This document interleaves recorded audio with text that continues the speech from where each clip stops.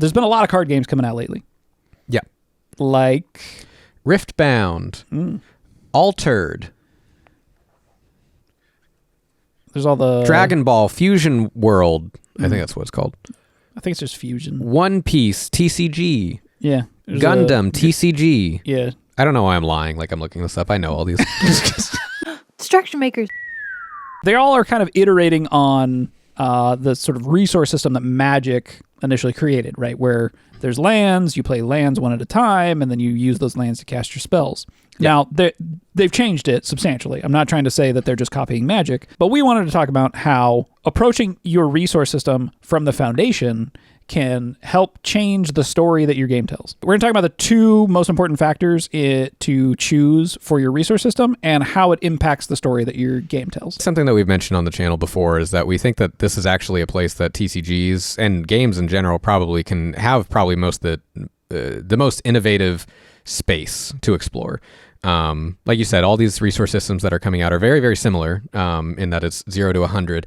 There's little nuances of differences, how you accumulate those resources, the pace, etc. But we're not seeing a lot of diversity. Yeah, not like foundational diversity. Yeah. Right. There's a lot of diversity within one specific section of this. Let's just get to the points, and then we can kind of explain that a little bit more. So the two most important points, I was doing two like this. The two most important points, the two decision points, I guess, in the foundations of your resource system are what your starting point is, and then how through the system you either gain or lose resources. When you're thinking of things in a crunchy mechanics systems level, right, as most designers I think tend to, I think that is absolutely how people frame it. And I think you and I probably would prefer to frame it when we design games is like looking at it through the lens of a story. Yes. Because both of those decisions change how the story of the game feels. And whether or not you choose to design based on mechanics or based off of a story, that's entirely up to you. I don't think there's a right or wrong way. But either way, changing these decision points, changing these points of gaining or losing resources and the starting point that players start at is changing both of those. Okay, so let's talk through the starting point first. And there's really only three options here. You can either start at 0 and build to 100, not literally, but we're just using 100 as the scale. So you can either start at 0 and build to 100. You can start at 100 and decrease to 0, or you can start at 50 and either increase or decrease from there. And each of these choices sort of creates the genre or setting or like general vibe that your game exists in.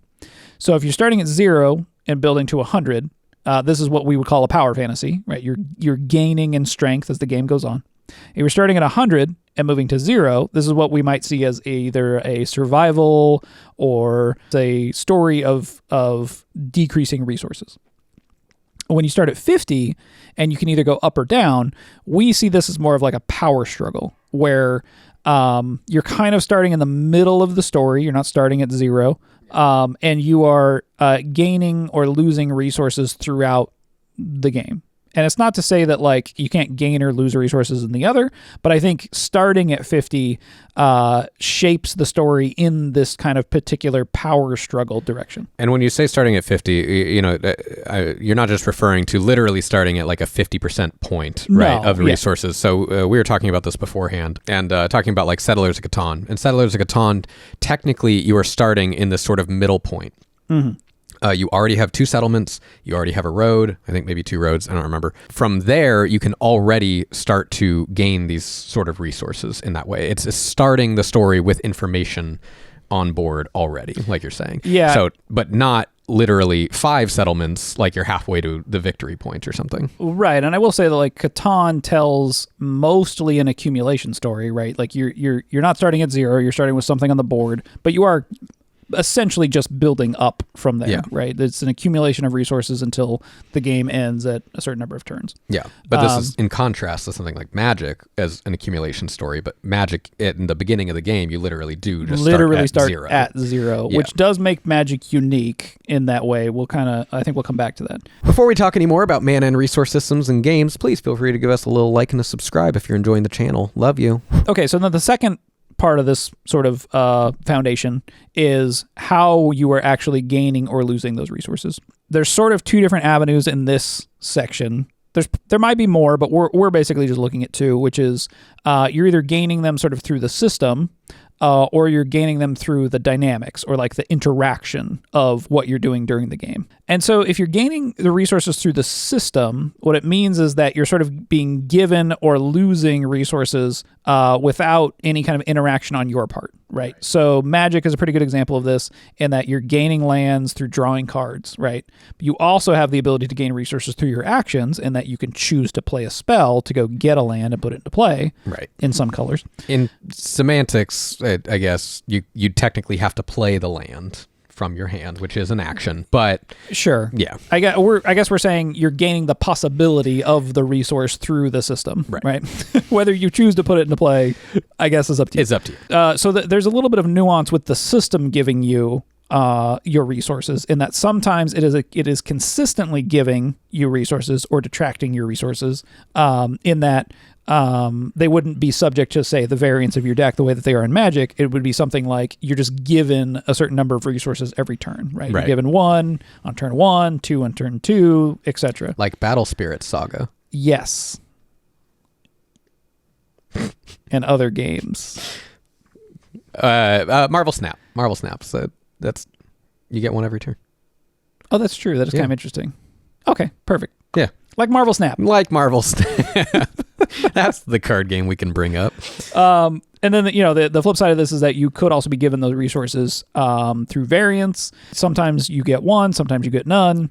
That's kind of the way that Magic works. The systemic way that you get lands is through the variance of your deck. You draw a card. Is it a land? Yes or no?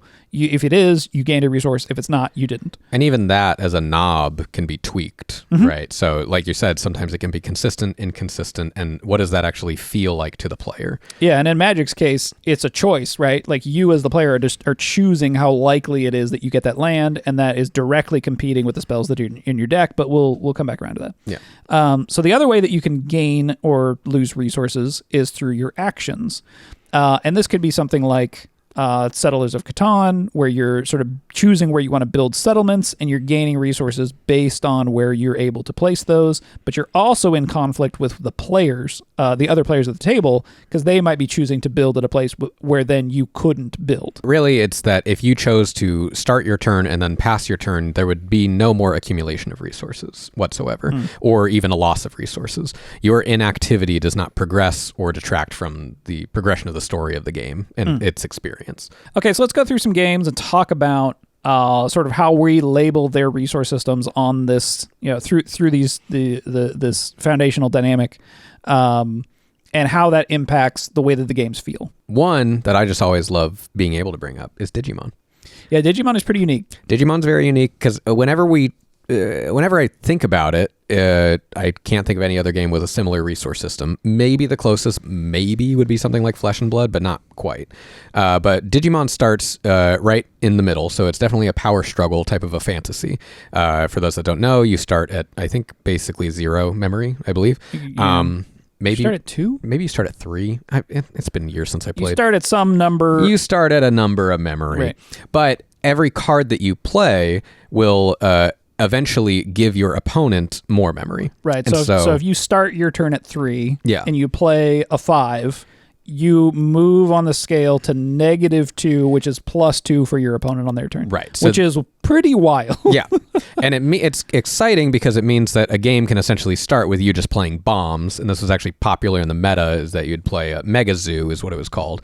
And so you'd play all the highest cost things that you could on turn 1.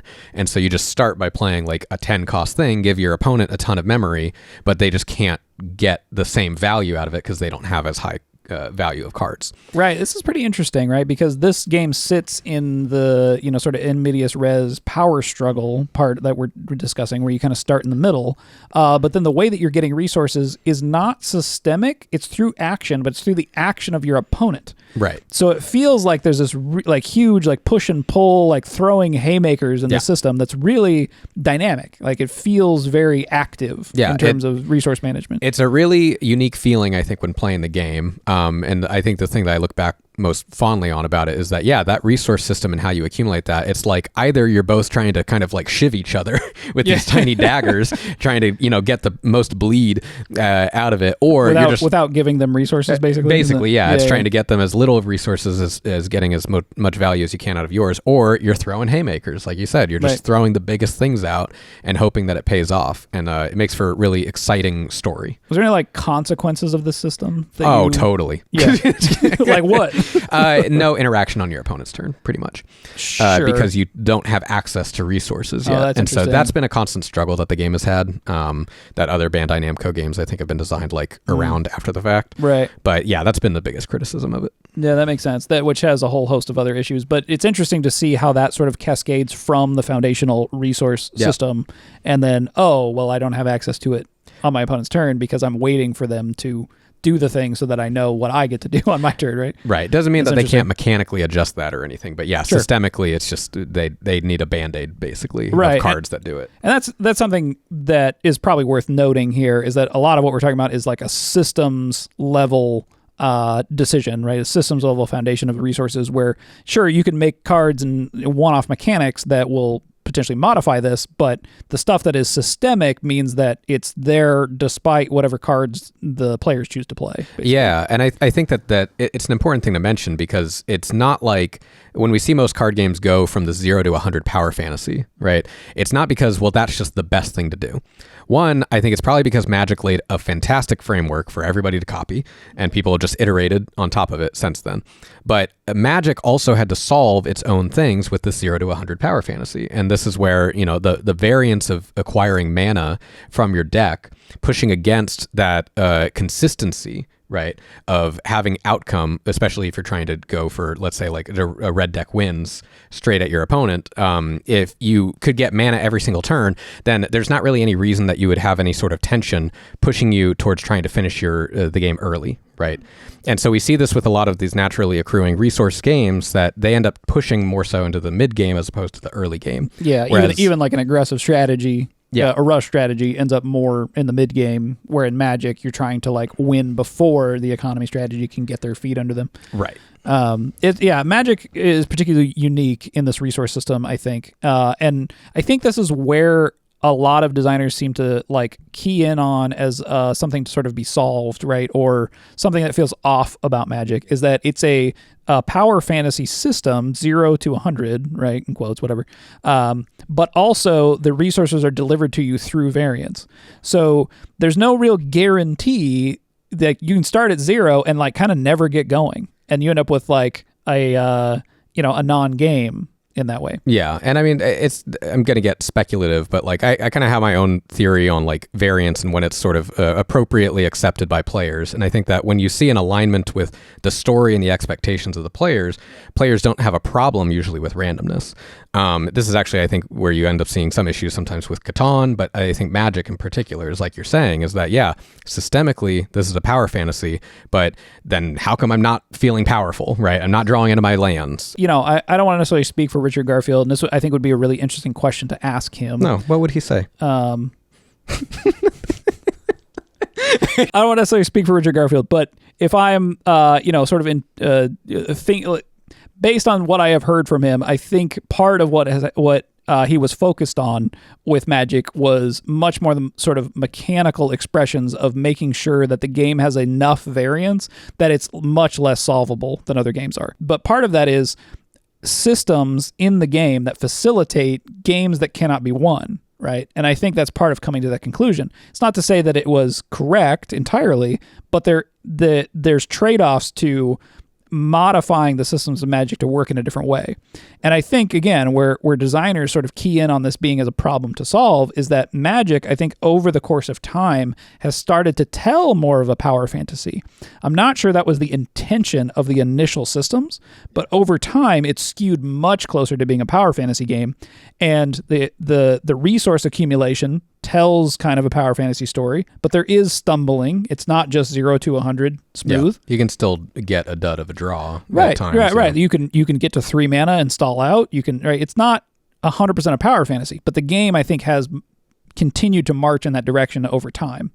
And so I think there's a bit of a mismatch now with the initial systems telling a power fantasy story of, okay, we're starting from 0, building to 100, but we're also accumulating resources through variance, where in a traditional power fantasy, you would just scale, right? There wouldn't be these weird stumbling blocks along the way because you're just getting more and more powerful over time. And I think that what's interesting is that another game that would do that, right? Their problem to solve, if they choose to have this sort of renewable, consistent resource that they get that fits that power fantasy, is that they now have to solve that aggro rush issue, right?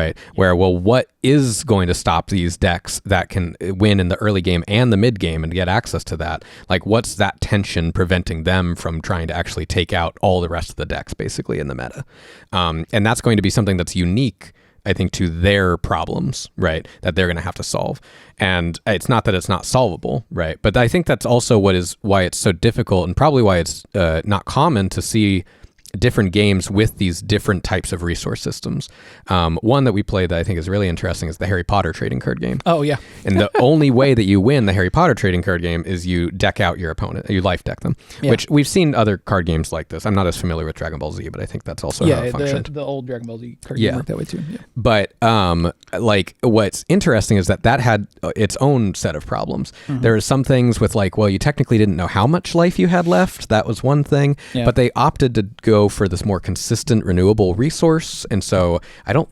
It was a threshold system. It was a threshold system. Yeah, that's right. Where it was a threshold system mixed with an action system. Yeah. So like you needed a certain number of I don't remember what the resources were, but something it's in like play. Tomes or something. In play, and then that once you had reached 3 or whatever, you could play a card that cost 3, but you still had an action limiter to your turn, where it's like, okay, well, you only get the 1 action or 2 or 3 or something. Yeah. But very rarely would a card give you more actions. Yeah. So even though you hit the threshold now, you still could only play like 2 or 3 cards or something. Right. And I think a big part of that was because they wanted to make sure that as you're life decking, that you're still going to be consistently able to play these cards. And so instead of it having this like limited thing of, well, you might have just accidentally decked out all of your resources. Right. Yeah. You could end up stuck basically like, oh, all my resources have been decked out, but I'm stuck at 2 or whatever. Instead, they decided, well, we're going to make the value of those resources much more valuable, right? And creating more consistency with output of that. You don't need that many to be able to play all your cards. Yeah. Basically. Yeah. It's interesting. The only game that that comes to mind for us, I think, when it comes to dwindling resources is Flesh and Blood, which is why I admire a lot of what Flesh and Blood is doing. It's definitely different. The reason that it's closest to, let's say, like starting at 100 and going to 0 is because Flesh and Blood starts at its most complex state, where you have all of your equipment available, nothing is destroyed yet. I think you have 4 pieces of starting equipment, and then you have 2 weapons, I believe, and then your main character. I think that's everything on the board when you start out. But over the course of the game, you're actually using those equipment pieces up. They're being destroyed and removed over time, so that it's really it's a war of attrition. And on top of that, the way that the resource system works, the resource system is much closer to being that sort of power struggle 50-50, where you start, there's no buildup, there's no depreciation really of these resources. It's just you're playing out your hand based off of what your hand has.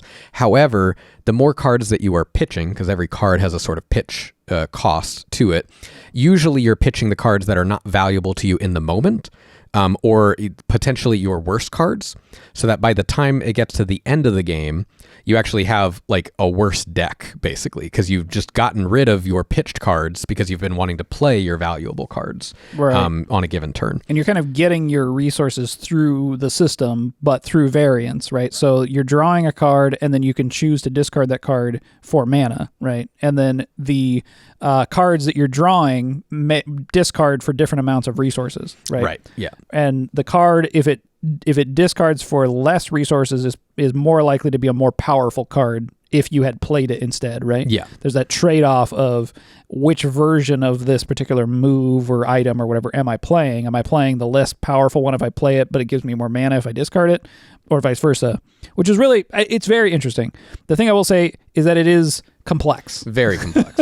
And I think that's one of the biggest struggles with a game that starts at 100 and goes towards 0, is that you're starting the game at its most complex often, right? Is that you starting with the most resources and then moving down to 0 from there, which theoretically gets more simple, is because you just have less decisions to make. Okay, so let's talk about some takeaways. There's many more games that have come out that are the 0 to 100 power fantasy. I think it's something that really resonates a lot with players, but I don't necessarily think that that means that that's just what you should do. And I think that if you're interested in innovating on any game that you're working on or looking into games to design, that like I think this is a good place to start, is considering like what are these other stories, what are these other options of how you can handle a resource system, and what does that mean for the game. It's going to be harder for you because you won't have as many games to go off of, but it's worth it to tell different stories, but also to innovate here to potentially a game that is not available currently, right? I think really when you're thinking about the story that your game is telling, and I think that for me this happens almost always before I'm designing the systems of the game.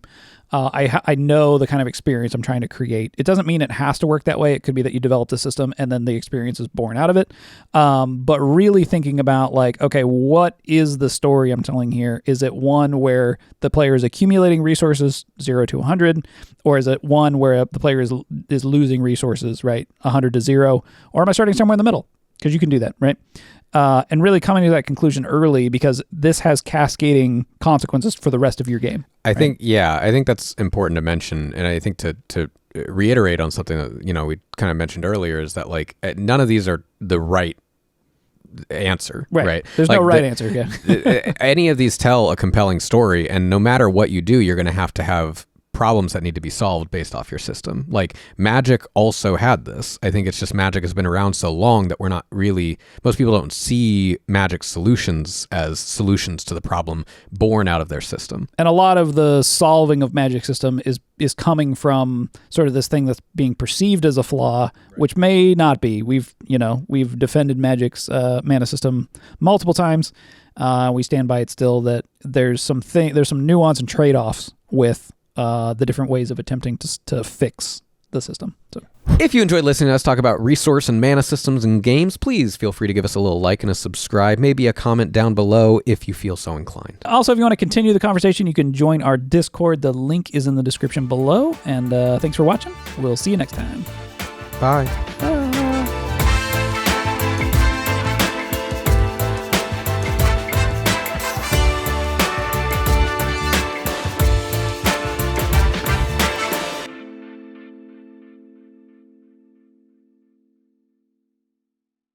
I really thought you were in your phone. No.